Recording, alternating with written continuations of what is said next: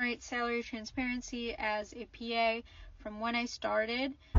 Okay, I love videos like this because salary transparency in our profession is super important. You don't want to feel like you're doing the same amount of work or more work than somebody else in your same position with your same level of experience and getting paid way less, right? So super important. And I also kind of want to copy the video because me and this girl have very similar timelines. She graduated in fall of 2021, so did I. She started working a little bit later than I did. I started working like the month after I graduated. But we've essentially both been practicing about 3 years, almost 3 years, and our salaries have grown pretty similarly.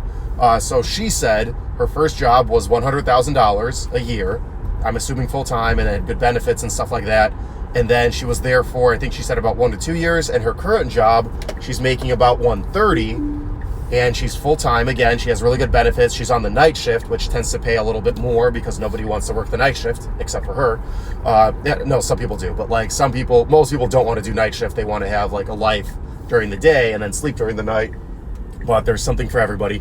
Anyway, so without further ado, my salary transparency. So my first job out of PA school, I made, just like her, $100,000 a year on the dot. It wasn't 99, it wasn't 95, it was $100,000 and 0 cents per year. Benefits, I can't remember, but they weren't really that good. There was a 401k with match. There was, I think, like 3 weeks of PTO, which is okay. Health insurance, I really didn't care about because I get that through the VA, but I'm pretty sure there was health insurance. What else? That was essentially it. It was a primary care job in upstate New York, so cost of living pretty similar to the Midwest, perhaps a little bit more, but not a whole lot more. So that's salary transparency for a new grad in upstate New York / the Midwest for a first job in primary care.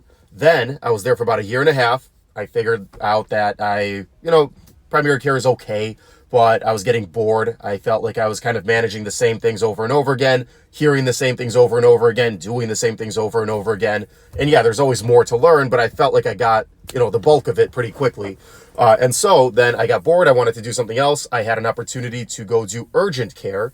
And my first job in urgent care paid approximately, I think it was 70. I'm not going to give you exact numbers, but it was between $70 and $75 an hour, which equates to about 140-ish, maybe close to $150,000 a year for full time. However, my contract with this particular company, which was amazing, was somewhere in between part-time and full-time. It was 120 hours a month. So if you work 40 hours a week, approximately 4 weeks a month, you're working about 160 hours. I was working about 120 hours.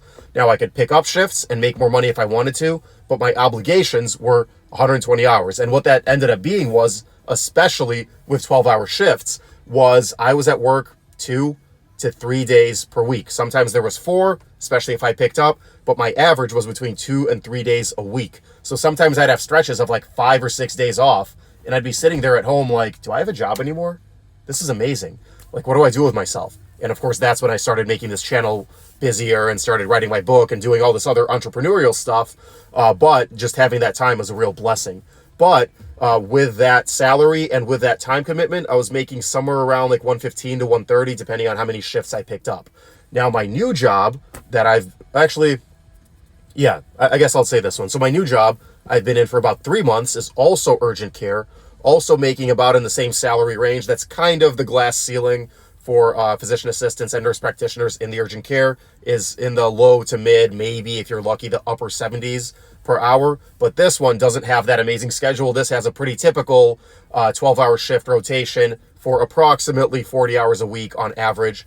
So that equates to about $150,000 to $160,000 a year for full-time work. Now, it's hard work. You're grinding a lot of the time. Sometimes you have like little chill periods, but a lot of time for 12 hours, you are running. Like yesterday, I had to consciously stop working to take like a 10-minute lunch break to like shove some salad in my face because I was so busy and there were so many people waiting, and you're the only provider. And so your staff are counting on you. Your front desk is counting on you because the waiting room is full and they're glaring at them and they want to go home. They want to be seen. And then all the patients are like counting on you. So it's a tremendous amount of pressure. There's a reason urgent care pays well.